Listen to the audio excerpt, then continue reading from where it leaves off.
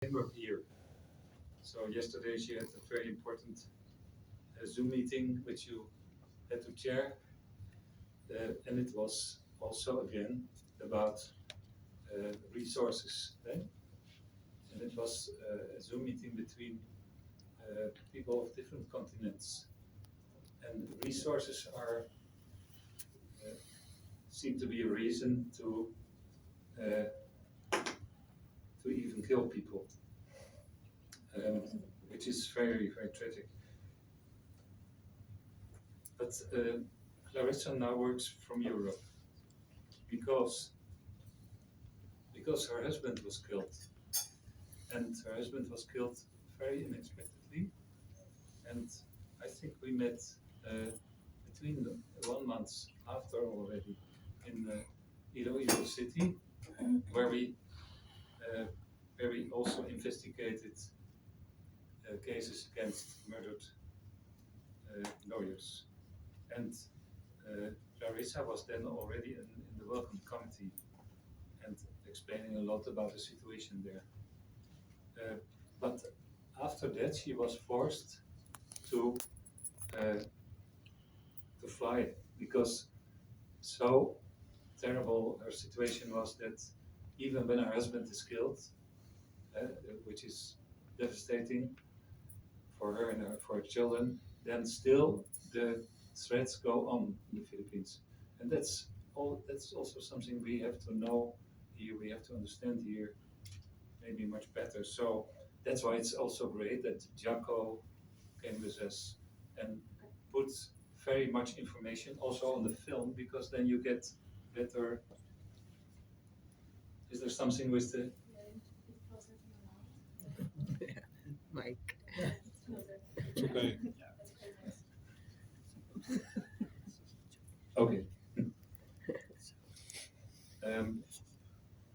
Benjamin Ramos was killed the 6th of November 2018, but the threats to Clarissa's life continued.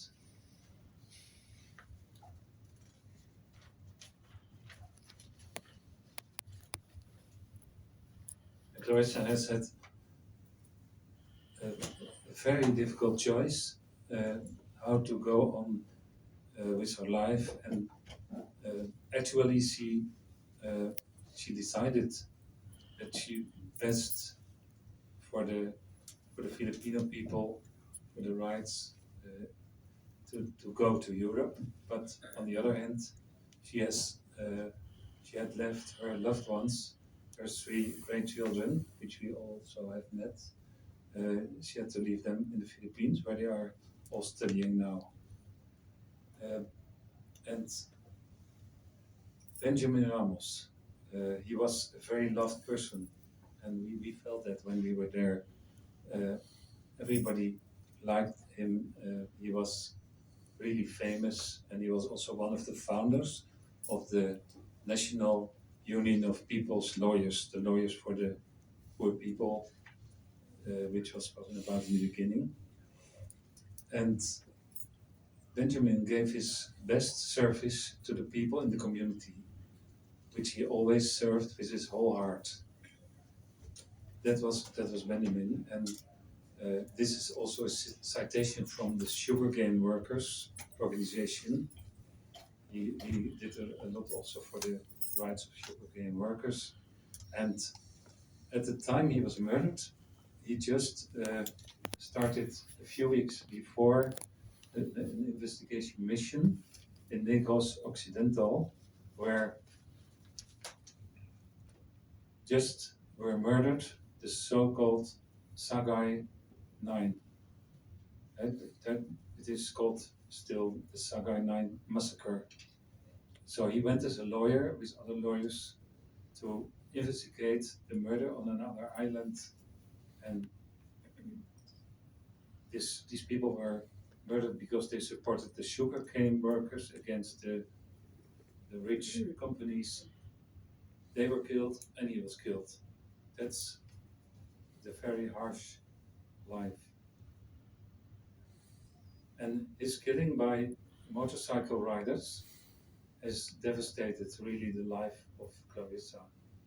and has given her much pain and also very much pain to her children who daily miss their father.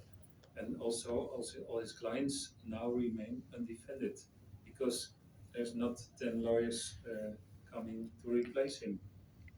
So together with Clarissa, I also wanted to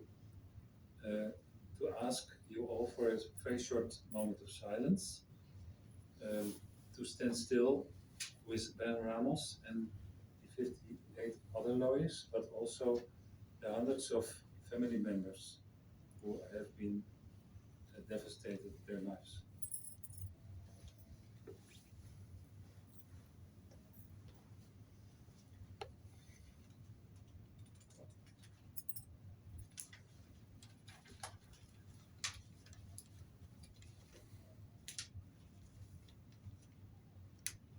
We have met in the Philippines, we have met with enormous grief of so many families, so much stress, so much questions.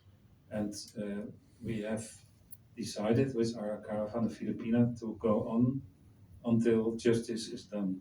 And that can be a very long way. So we will have to do a lot of work, and we will have to come back and continue putting pressure, because all these killings of lawyers and judges, but also many others, have to be brought to justice.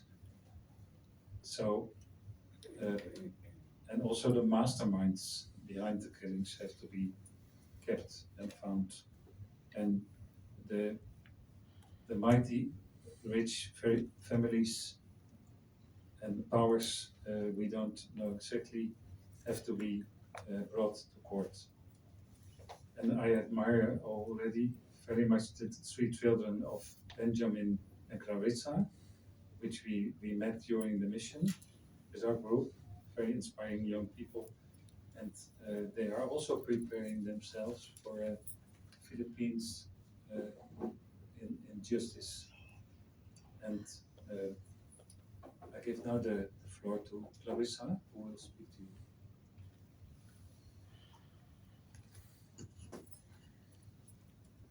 Okay, I am Clarissa Ramos. I am a human rights defender and the wife of attorney Ben Ramos Jr., who he already explained. He was one of the fearless human rights lawyer and one of the founders of the National Union of People's Lawyers, and he was brutally silenced on November 6, 2018, during the Duterte's ruthless war campaign.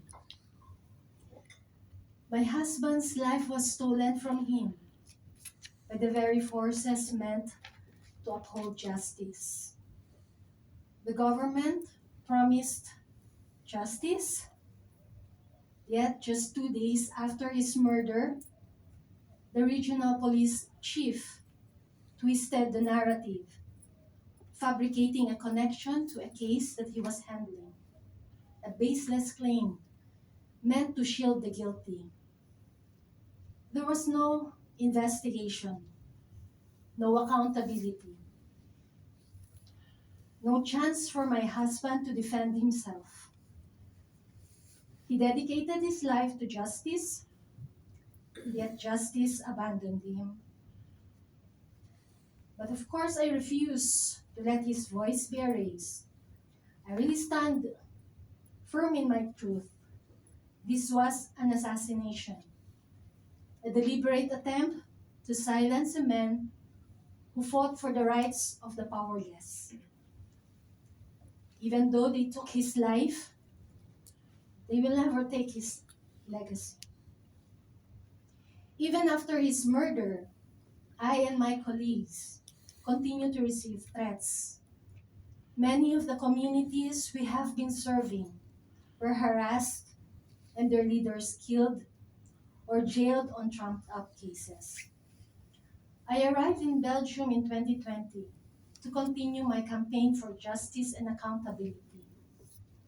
In August, I had no choice but to seek asylum, forced into exile after Duterte signed the anti-terror law.